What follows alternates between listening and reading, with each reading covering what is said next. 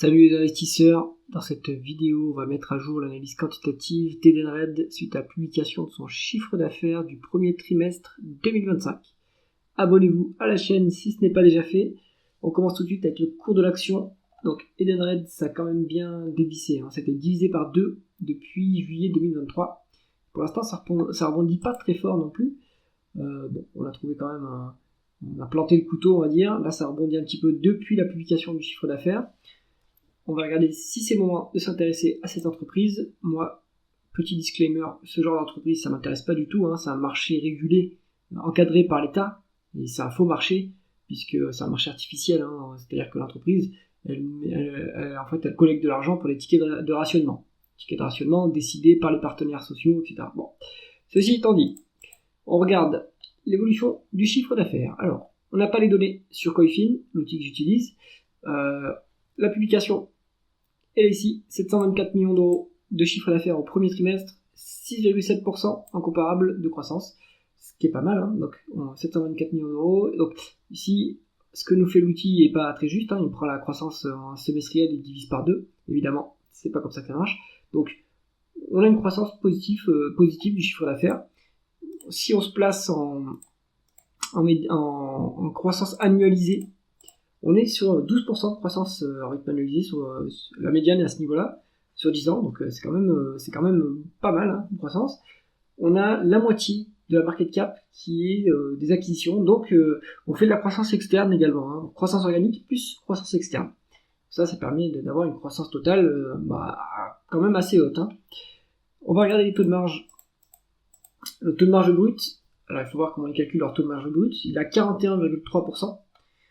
On est sur un taux de marge d'EBITDA à 37,3, donc au-dessus de la médiane. Le taux de marge brut, il est sur la médiane, mais le taux de marge d'EBITDA, lui, il est au-dessus. Donc, c'est-à-dire qu'en 10 ans, on a quand même réussi à monter l'efficience opérationnelle. On a quand même eu un coup d'air sur 2024, mais ça s'est résorbé sur la fin d'année. Pareil pour le taux de marge net. Donc là, il faut voir, est-ce qu'au niveau free cash flow, c'est la même chose? Non. Donc là, à mon avis, ça, c'est de la perte, on va dire, non cash, quoi.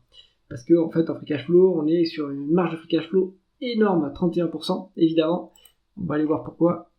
Ce qu'on va regarder, c'est la conversion des bénéfices nets en free cash flow. Free cash flow largement plus élevé que les bénéfices nets. Pourquoi? En fait, la société a BFR négatif. On a un besoin en fonds de roulement négatif de 3,6 milliards. Donc ça, c'est excellent.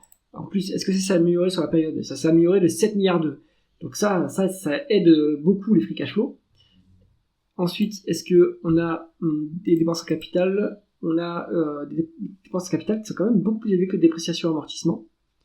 Pourquoi? Est-ce qu'ils ont, je sais pas, est-ce qu'ils investissent dans l'IT? Qu'est-ce qu'ils développent avec ça? Du coup, ça devrait impacter les free cash flow. Mais si on regarde les other non-cash items, on a pour 3,5 milliards. Donc, ça compense ce qu'on voit là.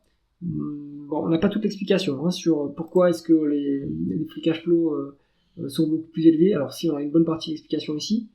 Là on va perdre 2,7 milliards, ici on a 3,5 milliards. Bon, grosso modo ça doit faire cette différence là. Pour valoriser l'entreprise, il vaut mieux utiliser les free cash flow puisque ça représente mieux ce que gagne réellement l'entreprise. On continue avec la rentabilité opérationnelle, avec le rendement des capitaux investis. 15,2% en médiane, on est en dessous à l'heure actuelle à 13,4%, pas si loin que ça, puis c'est en train de se rétablir. Donc c'est pas mal, une bonne rentabilité opérationnelle qui est à peu près équivalente au taux de croissance. Donc sur la longue route, on arrivera à s'autofinancer sans trop de problèmes sur Edenred. Donc ça c'est plutôt positif. L'endettement maintenant. Normalement, alors on a de la dette. Pourquoi est-ce qu'on est endetté alors qu'on est à BFR négatif? Il doit y avoir des acquisitions en fait. Et enfin, il y a des acquisitions, on l'a vu, pardon. On a vu qu'il y a des acquisitions. Donc ça fait monter la dette évidemment.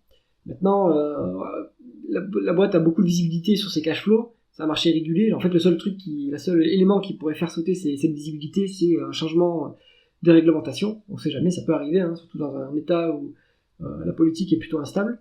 Bon, en tout cas, pour l'instant, ce niveau de dette à 1,8 milliard, c'est 2 fois les l'EBITDA, un peu moins, donc c'est soutenable.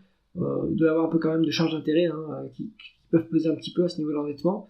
Donc, il faut voir ce que dit le management. Est-ce qu'ils vont chercher à désendetter le groupe ou pas? Moi, je pense que oui, à ce niveau-là, on a eu une inflexion ici.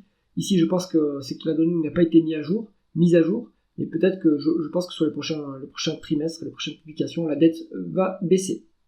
et ça représente un peu plus de 2 fois les free cash flow. Bon, c'est très soutenable, hein, ce niveau de dette, il n'y a pas de souci. La rémunération de l'actionnaire, on a 271 millions de dividendes versés, ça représente même pas un tiers, un peu plus qu'un quart des free cash flow. Allez, un tiers des free cash flow. Donc soutenable à ce niveau-là, hein, pas de problème. Le rendement d'actionnaire est calculé à 8,3%, c'est élevé, hein, et c'est bien aidé par les rachats d'actions qu'on voit ici. Globalement, le groupe a les moyens de cette rémunération d'actionnaire, et elle est quand même assez copieuse, hein, 8,4%, c'est sympathique.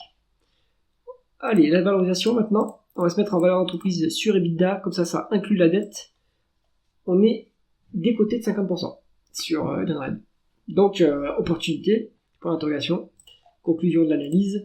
Edenred, si vous êtes intéressé par ce type de business, qui a un marché très régulé, mais qui a de la visibilité sur les cash flows, à ce cours-là, c'est intéressant, hein, parce que ça a une décote historique. Donc, pourquoi pas si ça correspond à vos critères d'investissement. En tout cas, ça ne correspond pas du tout au mien, mais je comprends que ça puisse intéresser d'autres investisseurs. J'espère que cette analyse vous a intéressé. Si c'est le cas, mettez un pouce vers le haut et pensez à vous abonner à la chaîne. À bientôt.